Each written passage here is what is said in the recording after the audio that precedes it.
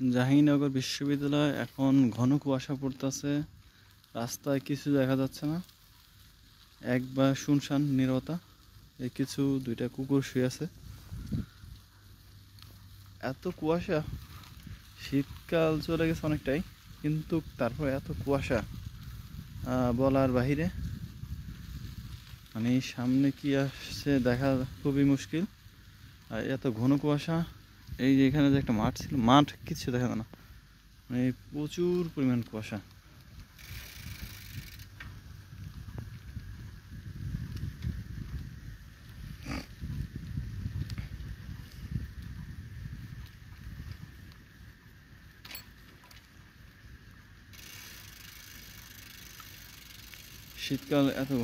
শীতকাল চলে যাওয়ার পরও এত ঘন কুয়াশা, এটা খুবই কঠিন ব্যাপার।